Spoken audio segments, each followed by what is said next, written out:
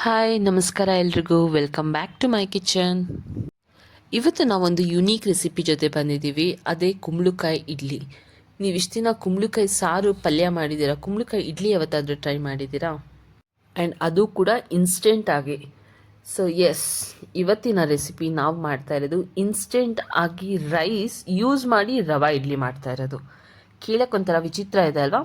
So try ಮಾಡಿ ನೋಡಿದ್ರೆ ನಿಮಗೆ ಟೇಸ್ಟ್ ಕೂಡ ಅಷ್ಟೇ ಸಖತ್ತಾಗಿರುತ್ತೆ. ಮತ್ತೆ ಯಾಕೆ ತಡ ಮಾಡೋದು, ಬನ್ನಿ ಇವತ್ತಿನ ರೆಸಿಪಿನ ಸ್ಟಾರ್ಟ್ ಮಾಡೋಣ.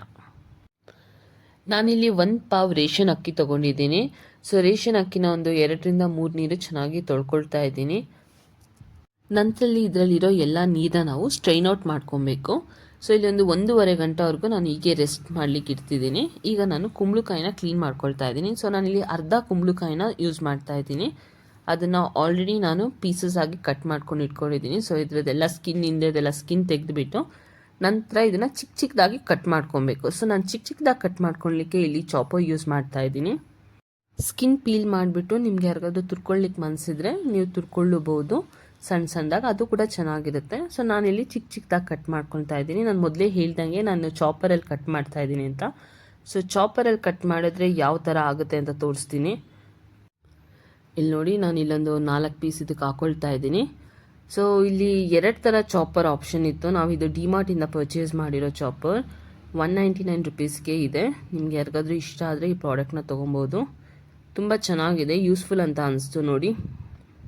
ಇದು ಪೇಯ್ಡ್ ಅಡ್ವರ್ಟೈಸ್ ಅಲ್ಲ, ನಾನು ಏನು ಯೂಸ್ ಆಗುತ್ತೆ ಅದು ನಿಮ್ಗೆ ಹೇಳ್ತಾ ಇದ್ದೇನೆ ಅಷ್ಟೇ.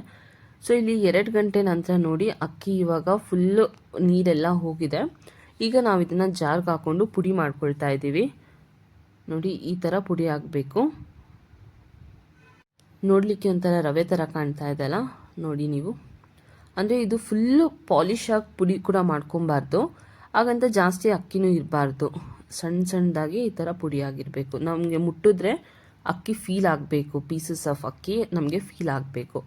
ಸೊ ಈಗ ನಾನು ಆ ಪುಡಿಗೇನೆ ನಾವು ಅದೇನು ಕಟ್ ಮಾಡ್ಕೊಂಡಿದ್ವಲ್ಲ ಕುಂಬಳಕಾಯಿ, ಅದನ್ನು ನಾನು ಹಾಕ್ಕೊಂಡು ಚೆನ್ನಾಗಿ ಮಿಕ್ಸ್ ಮಾಡ್ಕೊಳ್ತಾ ಇದ್ದೀನಿ. ಇಲ್ಲಿ ನಾನು ನೀರು ಹಾಕ್ಕೊಳ್ತಾ ಇಲ್ಲ, ಆ ಕುಂಬಳಕಾಯಲ್ಲಿರೋ ನೀರೇ, ಆ ನೀರಲ್ಲೇ ನಾನು ಇದನ್ನು ಮಿಕ್ಸ್ ಮಾಡ್ಕೊಳ್ತಾ ಇದ್ದೀನಿ.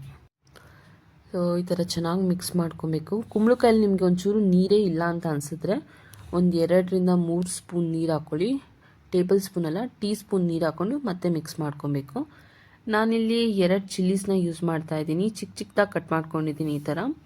ಸೊ ಆಗ ಸ್ವಲ್ಪ ಕೊತ್ತಂಬರಿ ಸೊಪ್ಪನ್ನ ಹಾಕ್ಕೊಂಡು ಮತ್ತೆ ಮಿಕ್ಸ್ ಮಾಡಿಕೊಂಡು ಇದೊಂದು ಅರ್ಧ ಗಂಟೆ ಇಟ್ಕೊಬೇಕು. ಸೊ ಟೋಟಲಾಗಿ ಇಡ್ಲಿ ಮಾಡಬೇಕಾದ್ರೆ ನಮಗೆ ಬೇಕಾಗಿರೋ ಡ್ಯೂರೇಷನ್ ಬಂದುಬಿಟ್ಟು 3 ಅವರ್ಸ್ ನಮಗೆ ಪ್ರಿಪ್ರೇಷನ್ ಮಾಡಲಿಕ್ಕೆ ಬೇಕು. ಇನ್ನು ಒಂದು 40 to 1 ಅವರ್ ಇದು ಕುಕ್ ಆಗ್ಲಿಕ್ಕೆ ಬೇಕು. ಸೊ ನಮಗೆ 4 ಅವರ್ಸಲ್ಲಿ ಈ ಇಡ್ಲಿ ರೆಡಿ ಆಗುತ್ತೆ. ಈಗ ನಾವು ಮಾಡಿಟ್ಟಿರೋ ಸ್ವಲ್ಪ ನೆನೆಯೋವರೆಗೂ ನಾವಿಲ್ಲಿ ಇನ್ನೊಂದು ಸ್ವಲ್ಪ ಪ್ರಿಪ್ರೇಷನ್ ಮಾಡಬೇಕಾಗುತ್ತೆ. ನಾನಿಲ್ಲಿ 1 ಕಪ್ ಅಷ್ಟು ರೈಸ್ ಹಾಗೂ 1 ಕಪ್ ಅಷ್ಟು ನಾನು ಕಾಯಿ ತೊಗೊಂಡಿದ್ದೀನಿ. ಹಾಗೆ ಸೇಮ್ ಕಪ್ಪಲ್ಲಿ ನಾನು ನೀರು ತೊಗೊಳ್ತಿದ್ದೀನಿ. ಸೊ ಮೆಷರ್ಮೆಂಟ್ ಅಷ್ಟೇ, ಯಾವುದೇ ಒಂದು ಕಪ್ ತೊಗೊಂಡ್ರು ಆ ಕಪ್ಪಷ್ಟು ರೈಸ್, ಕಾಯಿ ಹಾಗೂ ನೀರು ಅಷ್ಟೇ ಹಾಕಿರಬೇಕು, ಜಾಸ್ತಿ ಹಾಕಬಾರ್ದು.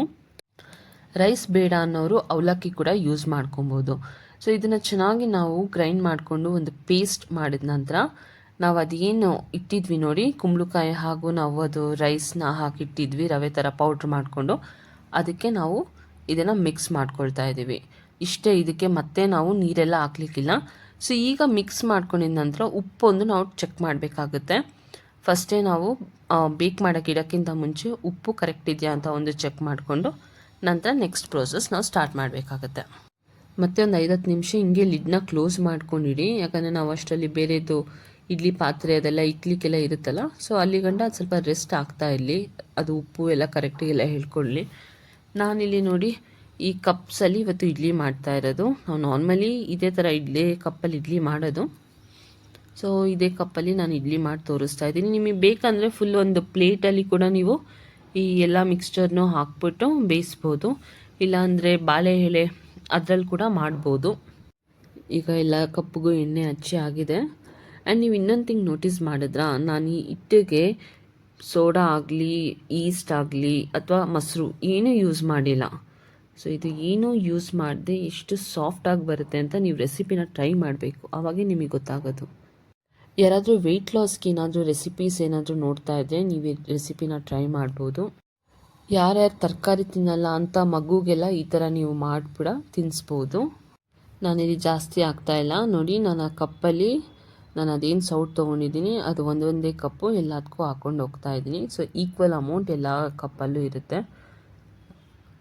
ನೀವು ಇದೇ ರೆಸಿಪಿನ ಸ್ವೀಟಾಗಿ ಕೂಡ ಮಾಡ್ಬೋದು. ಸೊ ಎಲ್ಲನೂ ನಾನು ಏನು ಇಂಗ್ರೀಡಿಯೆಂಟ್ಸ್ ಹಾಕಿದ್ದೀನಿ ಅದೆಲ್ಲ ಹಾಕಿ ಅದ್ರ ಜೊತೆ ಸ್ವಲ್ಪ ಬೆಲ್ಲ ಹಾಕ್ಕೊಂಡು ನೀವು ರುಬ್ಕೊಳ್ಬೇಕಾಗುತ್ತೆ. ನಾನು ಆವಾಗಲೇ ರೈಸ್ ಹಾಗೂ ಕಾಯಿ ರುಬ್ಕೊಂಡಲ್ಲ, ಅದ್ರ ಜೊತೆ ಸ್ವಲ್ಪ ಬೆಲ್ಲ ಮತ್ತು ಏಲಕ್ಕಿ ಹಾಕ್ಕೊಂಡ್ರೆ ಸ್ವಲ್ಪ ಸ್ವೀಟಾಗಿ ಕೂಡ ಇರುತ್ತೆ. ಈಗ ಎಲ್ಲ ಕಪ್ಸು ಇಲ್ಲಿ ಫಿಲ್ ಆಗಿದೆ. ನಾನು ಇಡ್ಲಿ ಕುಕ್ಕರ್ ಇದು ಮೊದಲೇ ಇಟ್ಟಿದ್ದೆ, ಇದೆಲ್ಲ ನಾನು ರೆಡಿ ಮಾಡ್ಕೊಳ್ಳೋಕ್ಕಿಂತ ಮುಂಚೆನೇ ಇಡ್ಲಿ ಕುಕ್ಕರ್ನ ಇಟ್ಟಿದ್ದೆ. ಸೊ ನೀರು ಕೂಡ ಇವಾಗ ಬಾಯ್ಲ್ ಆಗ್ತಾ ಇದೆ. ನಾವು ಸಾಮಾನ್ಯವಾಗಿ ಇಡ್ಲಿನ ಇದೇ ಥರ ಇಡ್ಲಿ ಕುಕ್ಕರಲ್ಲಿ ಮಾಡೋದು. ನಾವು ಜಾಸ್ತಿ ಗುಂಡು ಇಡ್ಲಿನೇ ಯೂಸ್ ಮಾಡೋದು, ಈ ಥರ ಕಪ್ ಇಡ್ಲಿ. ತಟ್ಟೆ ಇಡ್ಲಿ ಎಲ್ಲ ತುಂಬ ರೇರಾಗಿ ನಾವು ಮಾಡೋದು. ಬಟ್ ಊರ ಕಡೆ ಎಲ್ಲ ಇದೇ ಥರ ಇಡ್ಲಿ ಮಾಡೋದು. ನೀವೇನಾದರೂ ಮಂಗಳೂರು ಆ ಕಡೆ ಎಲ್ಲ ಹೋಗಿದ್ರೆ ನೀವು ಸಾಮಾನ್ಯವಾಗಿ ನೋಡ್ಬೋದು, ಯಾವಾಗಲೂ ಗುಂಡು ಇಡ್ಲಿನೇ ಸಿಗುತ್ತೆ ಅಲ್ಲಿ. ಈಗ ನಾನು ಗ್ಯಾಸ್ ಫ್ಲೇಮ್ ಹೈ ಇಕ್ಕಿದ್ದೆ ಆ್ಯಂಡ್ 40 ಮಿನಿಟ್ಸ್ ನಾನು ಇದನ್ನು ಬಾಯ್ಲ್ ಆಗೋಕೆ ಇಟ್ಟಿದ್ದೀನಿ. ಒಂದು ಸತಿ ಚೆಕ್ ಮಾಡಿದೆ, ಬಿಫೋರ್ ಗ್ಯಾಸ್ ಫ್ಲೇಮ್ ಆಫ್ ಮಾಡೋಕ್ಕಿಂತ ಮುಂಚೆ ಒಂದು ಸತಿ ಚೆಕ್ ಮಾಡಿದ್ದೀನಿ. ಅದು ಒಂದು ಪಾಯಿಂಟಿಗೆ ಸ್ವಲ್ಪ ಎಲ್ಲೋ ಬಾಯ್ಲ್ ಆಗಿಲ್ಲ ಅಂತ ಅನಿಸ್ತು. ಅದಕ್ಕೆ ಇನ್ನೊಂದು 10 ನಿಮಿಷ ಇರಲಿ ಅಂತ ಹೇಳಿ ಮತ್ತೆ 10 ನಿಮಿಷ ಕ್ಲೋಸ್ ಮಾಡ್ಕೊಂಡು 10 ನಿಮಿಷ ಇಟ್ಟಿದ್ದೀನಿ. ಸೊ ಈಗ ನಮ್ಮದು ಇಡ್ಲಿ ರೆಡಿ ಆಗಿದೆ. ಈಗ ಇದನ್ನು ನಾವು ಎಲ್ಲ ತೆಗೆದಿಟ್ಕೊತಾ ಇದ್ದೀವಿ. ಬಿಸಿ ಬಿಸಿಯಾಗಿ ತಿಂದ್ಬಿಟ್ಟು ಎಂಜಾಯ್ ಮಾಡಿ. ಮತ್ತೊಂದು ಮಾತು, ಇದು ಕುಂಬಳಕಾಯಿ ಇಡ್ಲಿ ಅಂತ ಮಾಡಿದವ್ರಿಗೆ ಮಾತ್ರ ಗೊತ್ತಿರುತ್ತೆ, ತಿನ್ನೋರಿಗೆ 100% ಗೊತ್ತಾಗಲ್ಲ. ನೀವು ಬೇಕಾದರೆ ಟ್ರೈ ಮಾಡಿ ನೋಡಿ.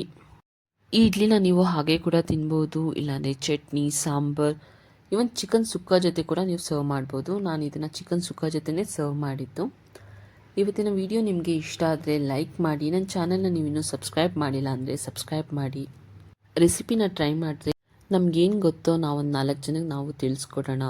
ಅದಕ್ಕೆ ನೀವೇನಾದರೂ ಟ್ರೈ ಮಾಡಿದ್ರೆ ಹೇಗೆ ಬಂತು ಅಂತ ನೀವು ಕೂಡ ಕಮೆಂಟ್ ಮೂಲಕ ತಿಳಿಸಿ. ಸೊ ನಮ್ಮ ವೀಕ್ಷಕರು ನೋಡೋರು ಅವ್ರಿಗೂ ಗೊತ್ತಾಗುತ್ತೆ, ನಾವು ಕಲಿತು ಬೇರೆಯವ್ರಿಗೂ ಹೇಳ್ಕೊಡೋಣ. ಅದೇ ಈ ಚಾನಲ್ನ ಮೂಲ ಉದ್ದೇಶ. ಮತ್ತೆ ಹೊಸ ರೆಸಿಪೀಸ್ ಜೊತೆ ಅಲ್ಲಿವರೆಗೂ ಬಿಸಿ ಬಿಸಿ ಇಡ್ಲಿ ಮಾಡ್ಕೊಂಡು ತಿಂದು ಎಂಜಾಯ್ ಮಾಡಿ. Thank you for watching my videos. See in the next video. Tata, take care.